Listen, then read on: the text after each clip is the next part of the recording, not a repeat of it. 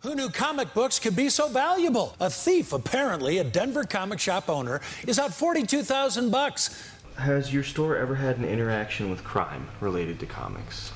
We have. That would probably be the worst. Anymore could be anytime, all the time. I think that element will always be there.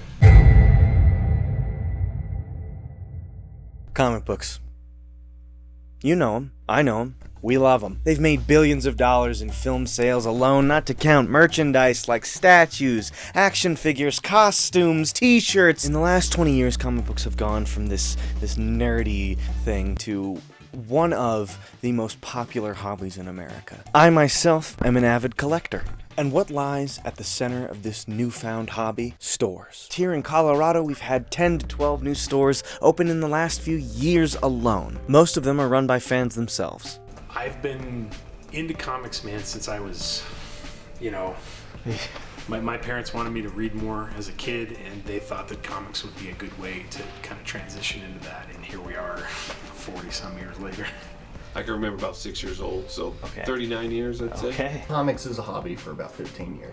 My favorite comic character is the Punisher, Frank Castle, sir. My favorite is Aquaman. I don't know if you guys shot any, there's a ton of Aquaman stuff in the store. Spider-Man.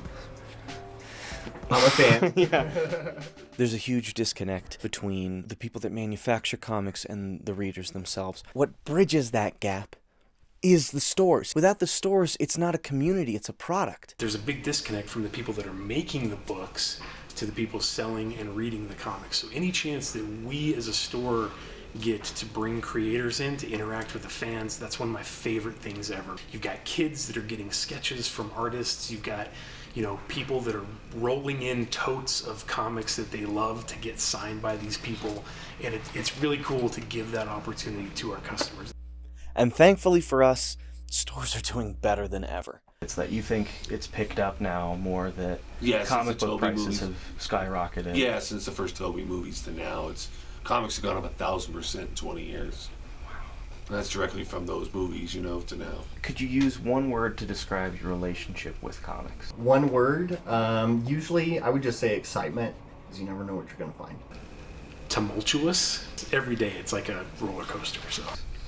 It means a lot of things to me. Survival for the most part. Due to the new Marvel films, people are talking about comics, and that's great. Good business brings a lot of attention. In some cases, unwanted attention. Unwanted attention from a certain criminal element. What would you say is the worst experience you've had in this store? That would probably be the worst. By employees or people, customers that...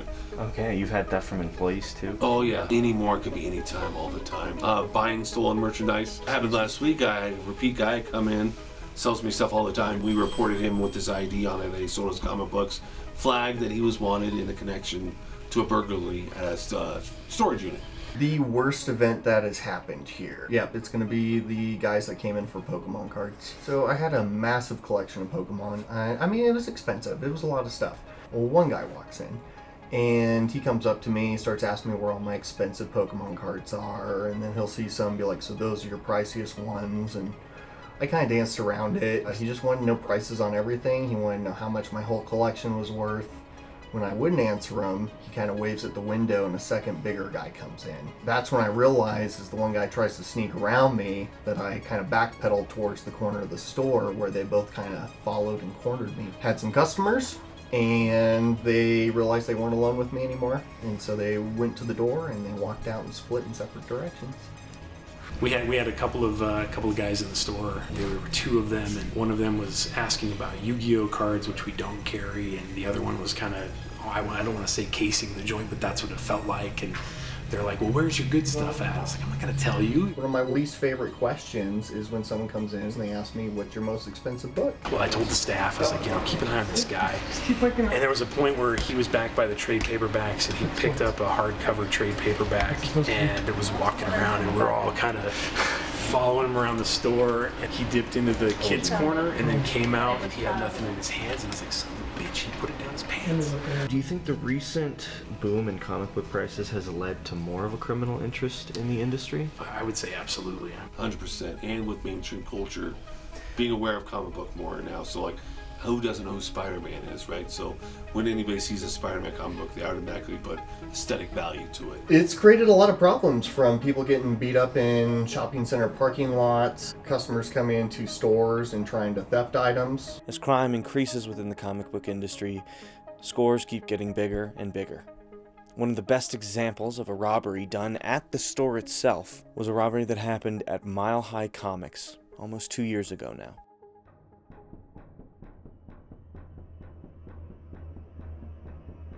In 6 minutes, the suspect managed to steal just a little under $50,000 worth of comic books. Some incredibly important issues, like the first appearance of Deadpool, the first appearance of Black Panther, the very first time that the Avengers came together in any book. So what happened after? He ended up taking many of the most expensive books to a little store called Hall of Justice.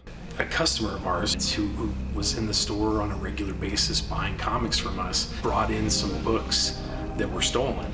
That was an interesting thing, because we're like, oh, I think these books are stolen. What do we do? How do we operate with that? And was that related with the Mile High? Yes. And you said he wasn't trying to sell them? No, 'cause he brought the books in here because he was looking for supplies. Hard plastic cases called top loaders that he wanted to put the comics in to protect them.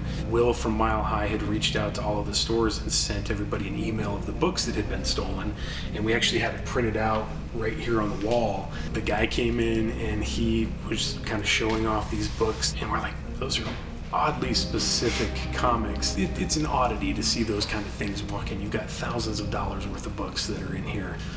So we had the transaction with him. We reached out to Will at Mile High with the customer's name, because he's in our customer database. We have his contact info, his email address, his phone number. They knew based on security camera footage who it was, and they're like, yep, that's him. But they didn't have any evidence of him actually having the comics. So his interaction with us and our security camera footage were kind of a big deal. So we got to send all the files to the police department and try to help them get their comics back.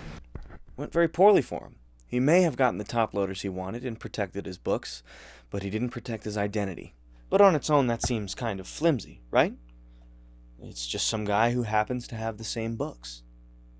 Well, it's not that simple. Francisco Ruiz walks into Mile High Comics at 5 o'clock in the morning. He breaks in through a back door, goes up to the front of the store, he breaks the glass.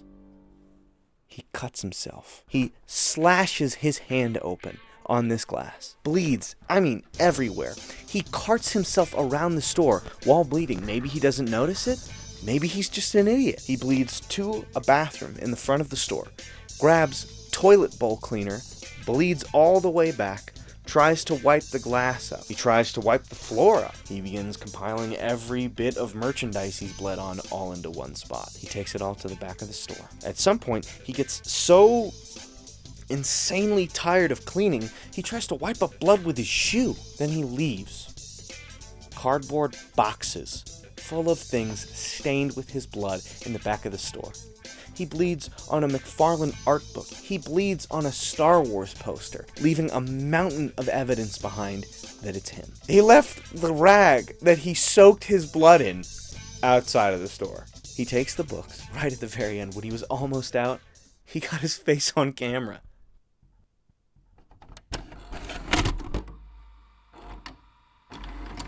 And now he's in jail.